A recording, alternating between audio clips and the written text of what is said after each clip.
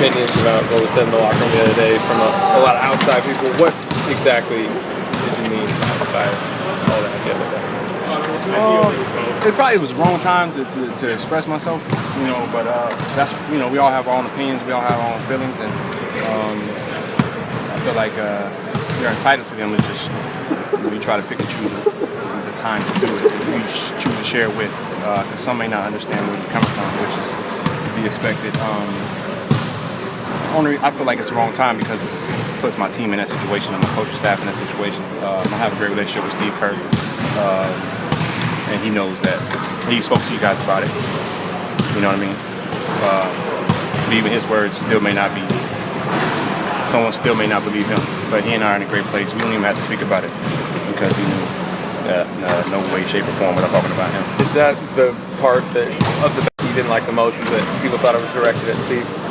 No, I wouldn't say that I was hurt by it because you know, I've been in worse situations. I've been in similar situations. I've experienced through my life, so that's why I feel like I can speak out on it because I've been through it. So from that perspective, you just learn. You know, you continue to learn about yourself. You continue to learn about your others, and you adjust or you just continue to put things in perspective. Just to be clear, frustration about the schedule and having to come back and go back, and guys needing.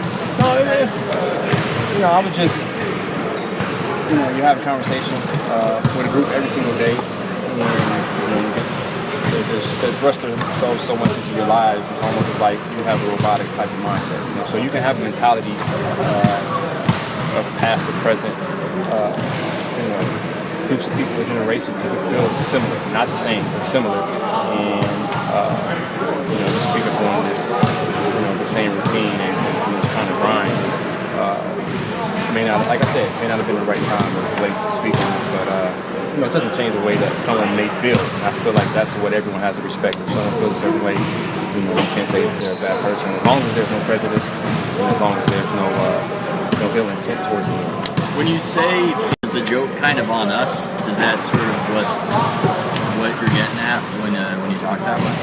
I mean, I like to have fun with you guys. I shouldn't say fun. I like to play mind games with you guys. But it still doesn't take away from how someone may feel. You know, a lot of guys may feel a certain way, but they don't know how to express it. But I may have chosen the wrong way to express it. But you know, that's my personal way of, you know, getting back at you guys a little bit. Did you hear from people who words?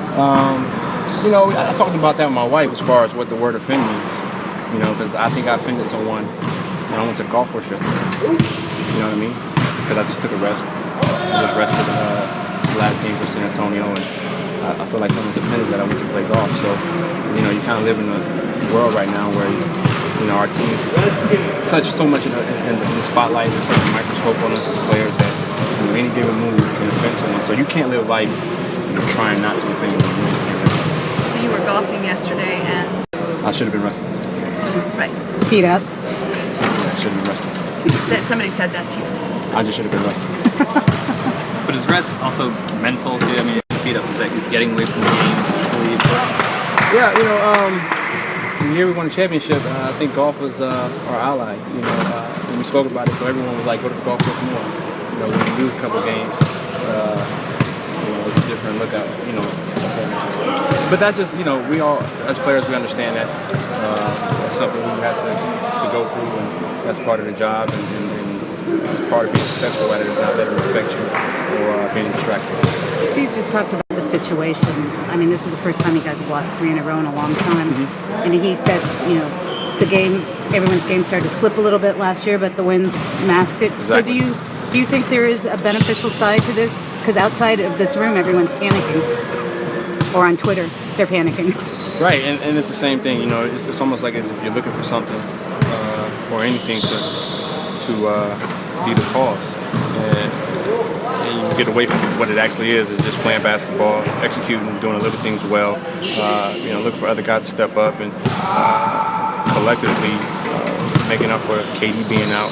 All those things affect the basketball game, and you know, we always look for a different factor to be the reason. Case in point, you know, a comment that I felt or made. You know, we lose another game, and that's the reason why. So. But I've always said that. I've said it the last 2 or 3 years that the talent that we have, losses benefit us more than anything because it takes us back to the fundamentals. It takes us back to the small things that help you win the basketball games, and it ultimately will help you win the championship. It just builds good discipline. How different is the bench this season? You kind of reformed it with. Sean's had his moments. Ian Clark has had his moments. James Michael McAdoo hadn't played a lot or at all early in the year, and then he's been, as of late, playing getting more minutes. He's been really effective. And David West as well, before his injury, he was really giving us significant minutes. And then we talk about JaVale. Everyone says he's kind of, re-energized his career. So everyone's had good moments at good times, but we're working to bring it all together, and everyone playing confident and playing at a high level at the same time. Because there's been times we've had slippage, and we haven't been able to hold leads or continue to expand. Every player in the history of the game has had to go through it. Maybe not so much early on because there weren't as many teams, so it wasn't as much crazy travel. But I'm always looking at Michael Jordan, he's the greatest player of all time by far. And I say he went through some grueling schedules, some broke down shoes, not as good technology. Wasn't as good at planes. Meals might not have been as good. Got some privacy though. That might have helped his thought process. But those guys went through it, so I feel like you gotta kind of honor the game, the true essence of the game, which is 82 games, and you just kind of figure it out.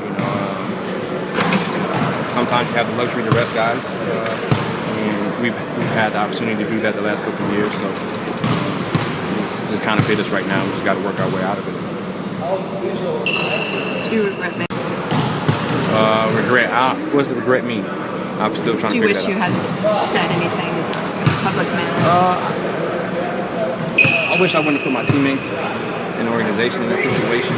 But like I said, it doesn't change, how I feel about certain situations. I can't give certain people power, and I gave certain people power. So, like I said, live and learn from the situation, and move forward.